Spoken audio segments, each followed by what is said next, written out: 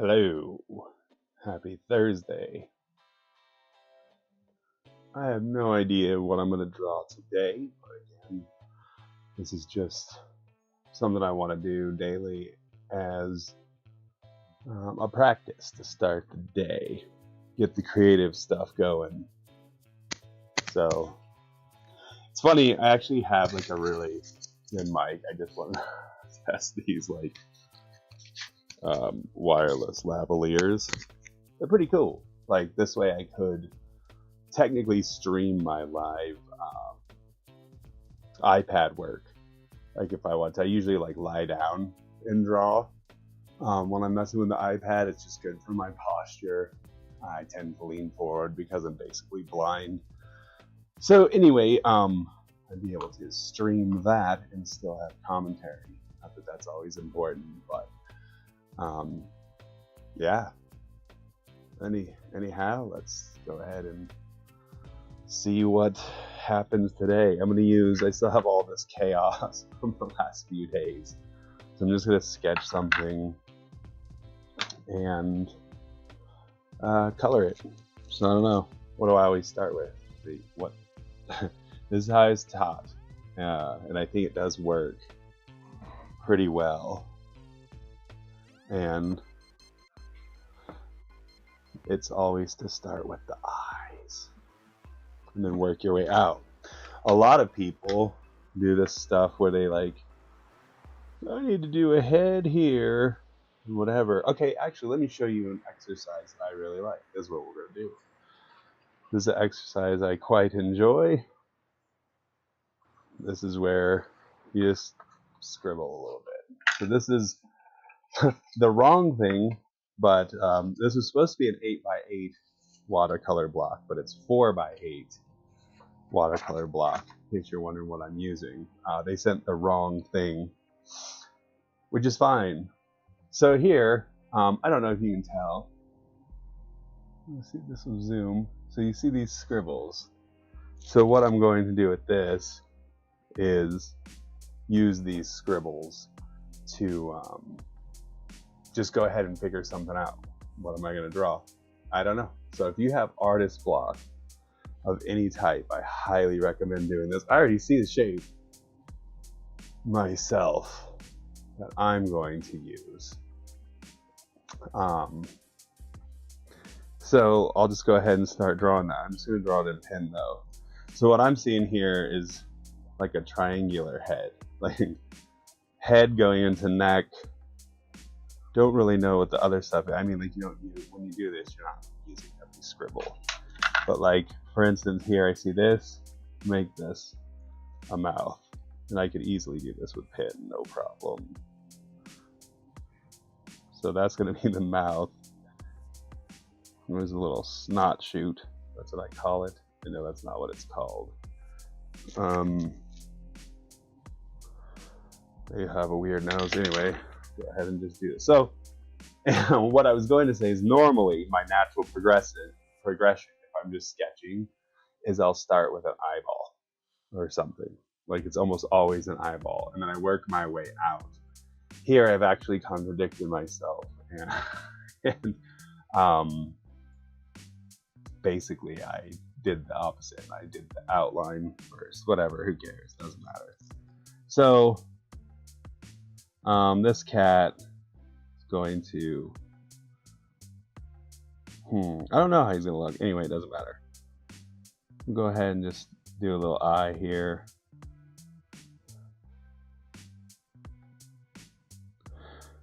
And I don't remember how Bic does with wet things on top of it, but I guess we'll find out. So let's start there. We got this eye that could work for any, it could be male, female, any gender you would like it to be. Doesn't matter. Almost all of my characters are somewhat like androgynous and usually not realistic skin color for the most part, but that's just because I'm a fun, weird person. I don't know why this gal thing has a very triangular nose. Well, I know why. It's because it's aesthetically pleasing to my brain. So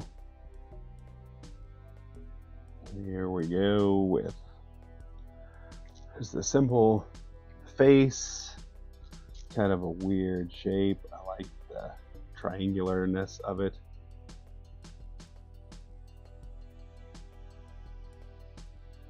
And also, just so you know, this is like 40 years of drawing faces. So sometimes it's weird. Like, I don't know, maybe I should stop drawing faces and stuff. People are probably like kind of tired of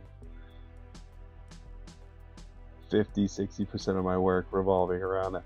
But it's like faces and hands. Pretty challenging, so you have to practice a lot, and then you get good at it, and then that's like what you draw a lot because you practice it forever. The muscle memory's down. So anyhow, this dude is going to have the ear because it's fun to stylize, and just leave it at that. It's fun to stylize stuff. Back of the head. I'll turn this because I have I think I draw with my shoulder, which is kind of weird. But whatever. It's cool.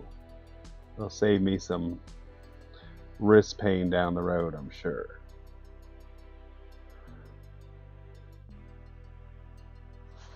This is just kind of a basic head here. Weird shape, pretty fun. I don't really need to shade it. I don't know why I am. So anyway, we can just start with that. Let me get a magic eraser really fast, actually. I don't think I have one in here, which is kind of strange. So now this cordless lavalier mic will be doing its trick. It'll be doing what it needs to do.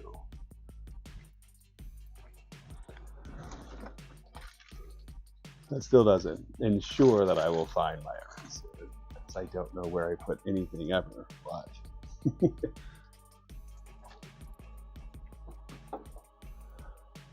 so no worries. If that weren't to happen, it wouldn't matter. I've left pencil markings on art before. It's pretty easy to cover, or sometimes it just lends to the effect. So this is just a kneaded eraser, which I absolutely love. You definitely want to be careful with, especially with Bic. This is kind of shitty Bic, you can tell. Bic is my favorite art utensil, but if you have a ballpoint pen that's having issues, and you go like erasing right afterwards, yeah, you're gonna smear that. Which again, just paint over it or something, but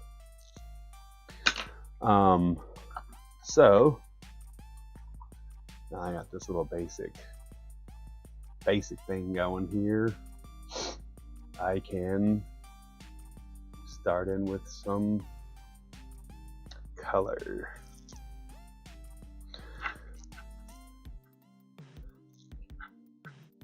I'm just going with like a really wet wash this time, not really doing like the full wash style. I just wanted to use up a lot of this paint from the last few streams because why not? So just gonna give them like a little bit of a wash.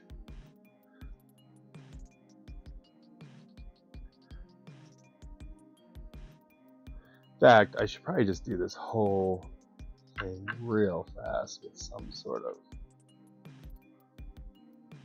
really light wash background. Do the whole thing. Just trust it. Just wet this bad boy up.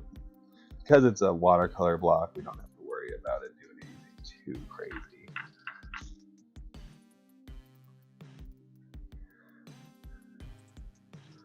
And then this way it'll just look more fun when complete. I don't know why this lends such great effect, but it does. Saw a guy on YouTube do it once. It was me.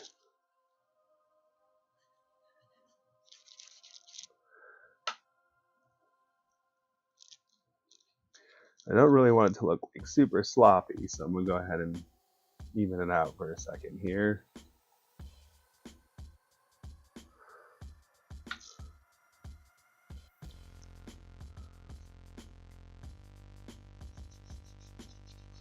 They just have like a nice little base, which again just lends to it later.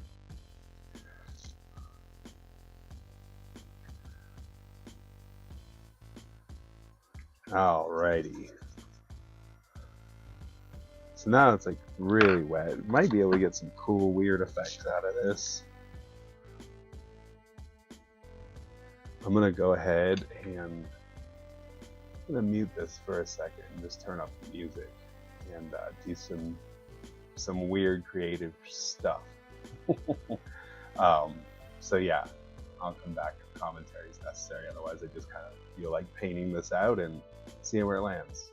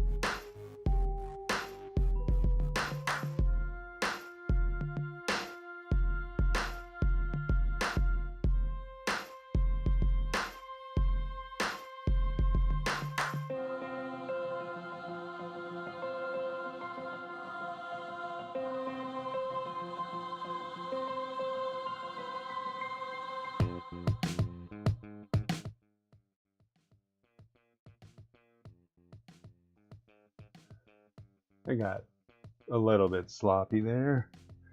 Even now the eye is like too wet to finish. I just need to do the detail of that eye, like the little, like the eyelashes or whatnot. Maybe some. One of my favorite things to do is use like white highlights, but usually like in shape.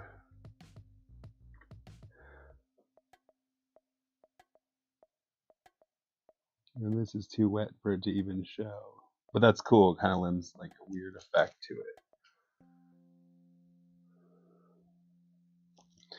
It's just like little highlight box lines from, I guess this is way too wet. This is like a fun experiment, obviously.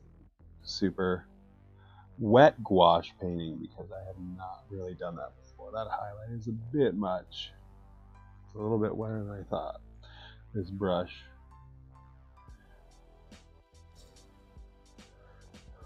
So think of what a lot of this has been. It's experimenting, finding out like, oh, that's too much, that's too little. But using gouache, like, oh, that's kind of fun.